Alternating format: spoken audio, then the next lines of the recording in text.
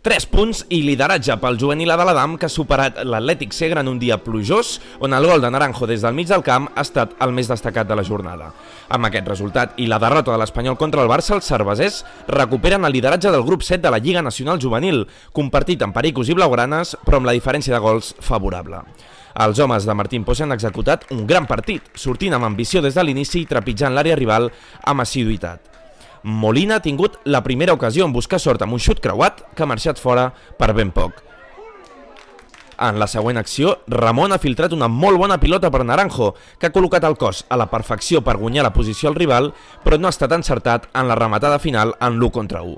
Minuts més tard, el davanter tornaria a provar amb un xut ras que ha aturat el porter. Els vermells han dominat la primera part, jugant a camp contrari la major part del temps, sense deixar de generar situacions de gol en continuïtat i a pilota aturada. El lateral Joel també l'ha tinguda, després de superar un defensor amb un hàbil retall, però la rematada amb la cama dolenta no ha acabat dins la porteria.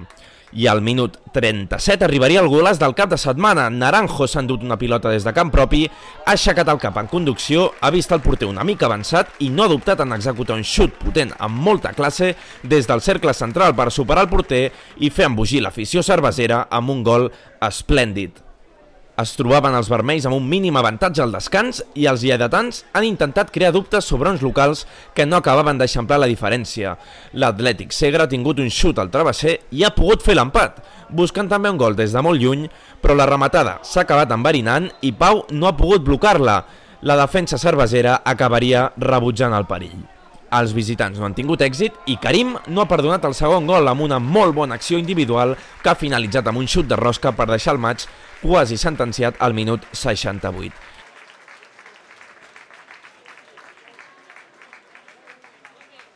Aitor ha tingut el tercer després d'una assistència genial d'Esteban, però la seva rematada s'ha topat amb el pal.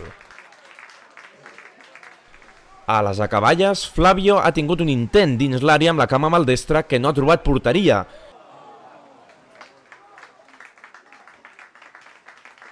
I Karim ha buscat el doblet amb una falta directa, però el marcador no es mouria més. Sí, la verdad que fue un partido complicado, no era un partido fácil, pero yo creo que fue uno de los mejores partidos que hemos jugado, con mucha seriedad, con las ideas muy claras, concentrados todo el tiempo, no pasando casi riesgos y dominando todo el partido. Yo creo que hemos podido disfrutar de los chicos hoy. La verdad que se lo merecen, por el trabajo que hacen y estamos muy contentos con ellos. Molt difícil, un equip de divisió honor, com el que diu que és l'Adam, no? I sabíem que seria molt complicat guanyar aquí, però de totes formes crec que hem competit, hem donat una bona sensació, hem donat un equip que ara mateix caiem a zona de descens, però penso que l'Adam en aquest moment està molt per damunt de tot l'equip. Ja està, tampoc és que no es pot dir res més amb una Adam com aquesta, no? És l'únic que puc dir.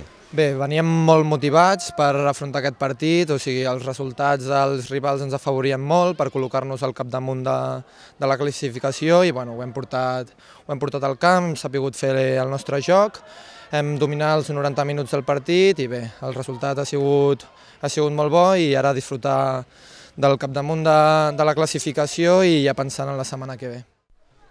Gran resultat per l'Adam, que torna al capdamunt de la taula i torna a deixar la porteria a 0. La setmana que ve els de Martín Pose visitaran el Vilaseca.